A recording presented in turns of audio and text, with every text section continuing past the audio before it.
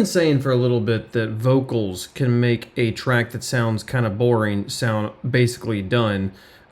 Case in point, I finally took the time to record some vocals for something. Listen to this. Heartbeat electric, starboard eclectic, open wide, let your mind feel the pulmonary lo-fi stereo. Young hearts divining, always arriving, the clarity, ubiquity, singing loud and clear. I am here tonight. I am here tonight.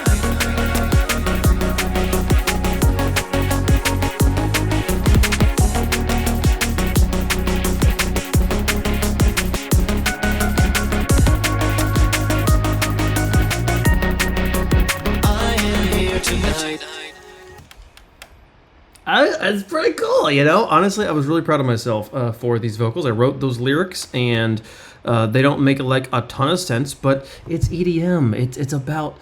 It's about good feeling and hope, and you know what actual word you pick. Pulmonary lo-fi stereo is a straight up Shakespearean line, if I do say so myself. For the vocal stack, lots of post-processing going on these vocals. If we want to hear what this sounds like without any processing, let me just pull this down to here and isolate this here. Heartbeat electric, starboard eclectic, open wide, let your mind feel the pulmonary lo-fi stereo. You know, not something I would put on out in the world, actually. And you guys are getting that for free. Is kind of crazy on this YouTube channel. The first thing we're doing for post-processing is some EQ, where we're just pulling out all the bass, which is where I think like a lot of the hum is reinforced down here, so we just took that out, and then carved out a little bit of the fundamental as well. I have a really kind of bassy voice. Ma, ma, ma, ma. There's not a lot of like edge to it, and I'm not in any way worried about like having to sing this live and have me sound like this voice, so I kind of process myself however I want. So pulling out a little bit of fundamental, just down a little bit, I think helps kind of balance out the rest of it. Then some gain just to kind of bring it up. That microphone does record things really softly. This up here, I believe I recorded on my phone. This guy.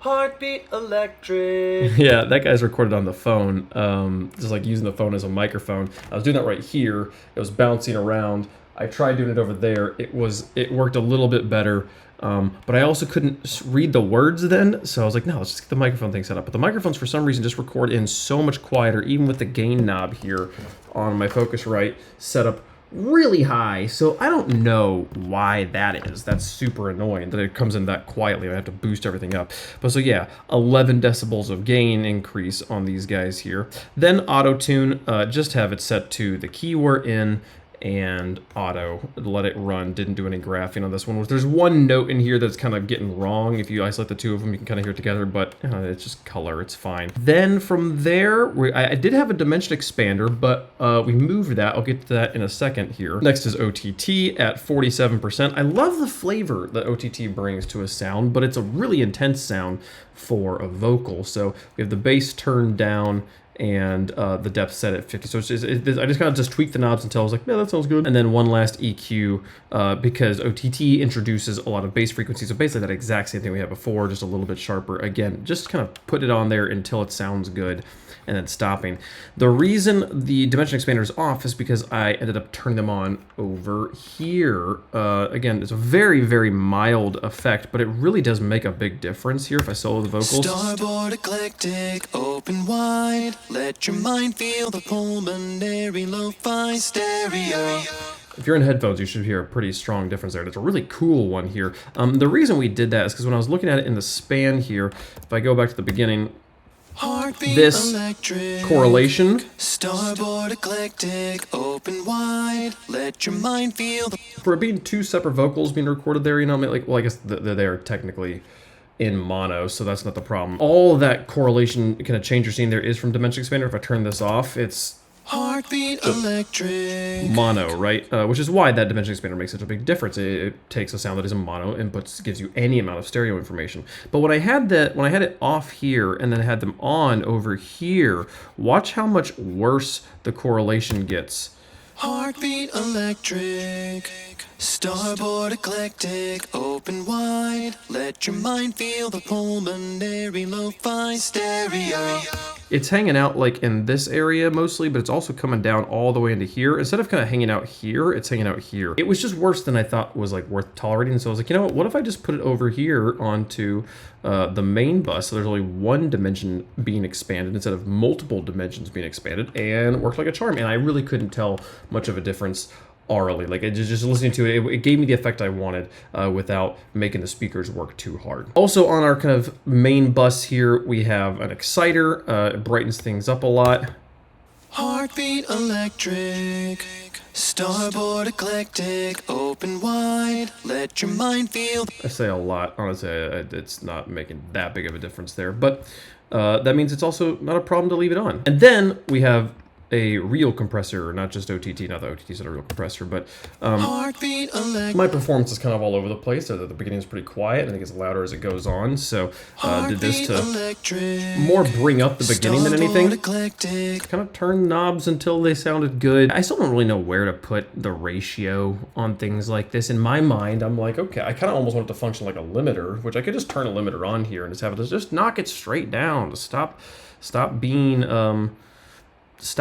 like just once it crosses a certain threshold, just push it down, you know. I could do that, but I don't know. This felt fine, and then but it didn't feel fully fine. We pulled out another gain knob here, and this one's actually we went through, just kind of manually compressed a few spots that felt like they still were jumping out too much. This mainly the stereo part here, and then at the end turned it up a little bit just because we wanted it to that "I am here tonight" to like really come through. As far as other things we did on the track that weren't vocals, I did go through and add some extra little percussion hits in places. So things like this guy here.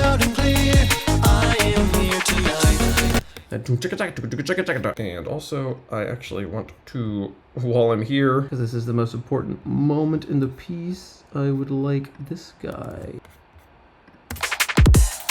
Yeah, give me a little bit extra kick hit in there. We did a few of those in other places as well, over here, and you know, over here. Things like that, just little guys in different spots. Just textures, just to make it slightly more interesting. Basses all feel pretty good here. We put some shaper boxes on them to get them to...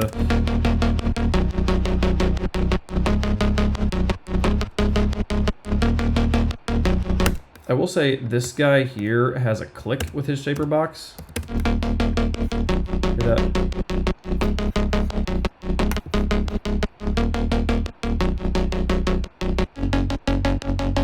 And I don't know, I've got like a little bit of a ramp on both of these where it's not just like a straight drop off, and also some smoothing. So I'm surprised that it's got that kind of like click that's happening.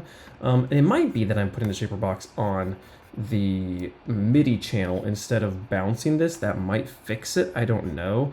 But given that it's clicking at exactly the time when I want the bass drum to come in, the kick drum to come in, I don't know if it's actually making that big of a difference unless it's doing some phase cancellation stuff, and it doesn't sound like it is, so I didn't bother with that. The last thing, I wasn't sure what I wanted to do with this trance pad here. It was such a cool sound, but was just so kind of dominating, and so I actually have it just happening in kind of the back half here where the vocals aren't happening right now. And then I also have this Tycho Trance bells increase in volume for that section of the piece as well, so that it is a little bit more forefront. I want to put some sort of like synth lead in here, but it's 11 o'clock at night and I really got to get a better sleep schedule going, so we'll do that some other time, just kind of increase that volume for now. Having this the little synth here come in at the back side, this Midas Trance bit, is kind of cool.